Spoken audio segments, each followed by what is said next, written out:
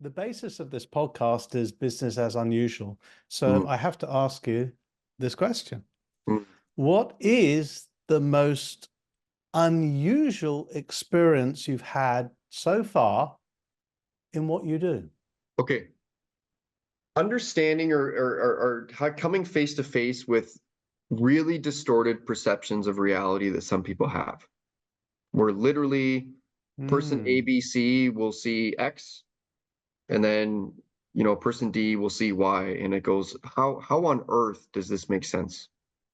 You know what I Hmm. mean? Like, where are you seeing Hmm. this?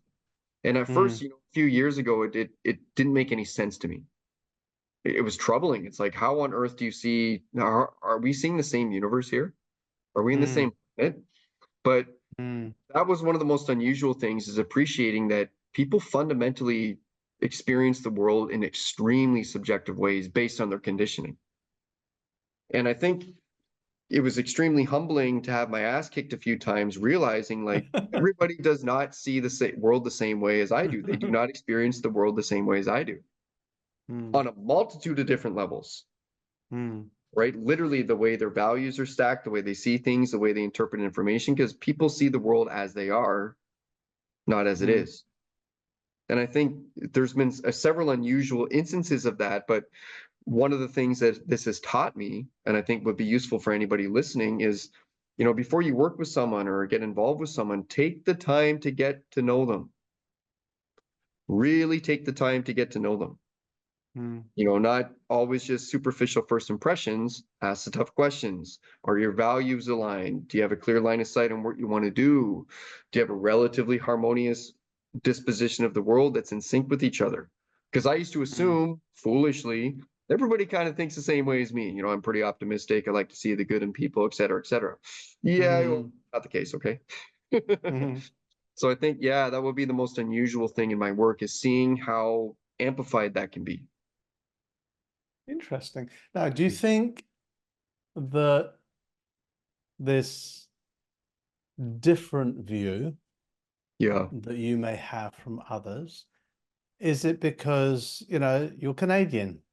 You, you come from Canada and here you are in the East and you're moving around, you spent time here, you're traveling around.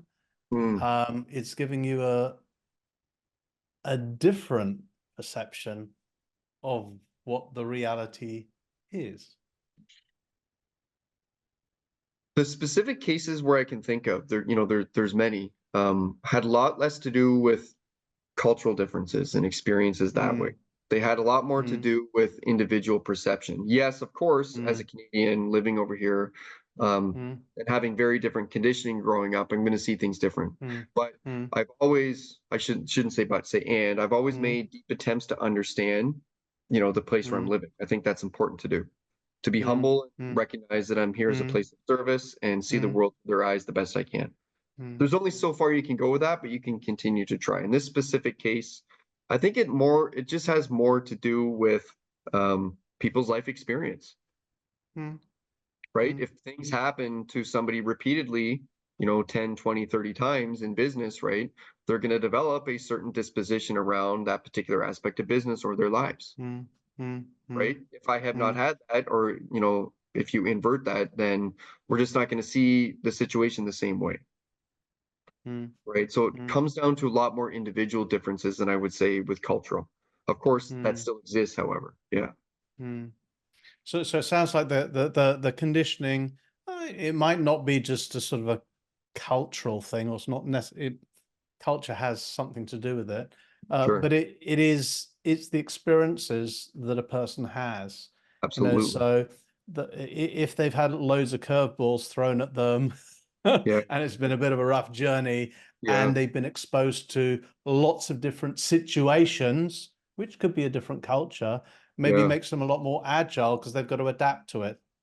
All right. Sure. Whereas, yeah, we've lived in the same place forever Yeah. Yeah. and not much happens around here. Sure. We're not as adept maybe as adjusting.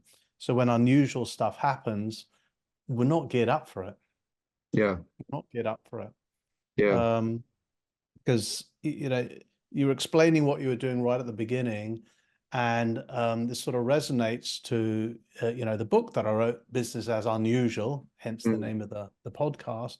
And it really took, why did it take a pandemic to get many people to wake up or realize there's a void or there's a problem or life is not good.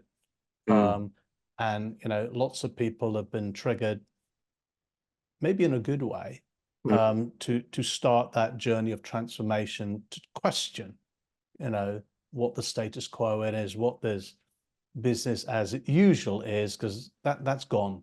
That was Yeah. before. Yeah. Okay. Yeah. Unfortunately, I heard from you is that there are a lot of people out there, even today, and some people may be listening in, who are still uncomfortable. They're, in a fog, in a malaise, or whatever they are. They're not. It's like the skin doesn't fit, the suit doesn't fit. I don't feel comfortable about it anymore. And maybe they haven't even begun that. As you said, it's hard to look in the mirror and do that introspection and go to those places which you really don't want to go to. Sure. There are unfortunately a lot of people who are stuck there still. Yeah. Yeah.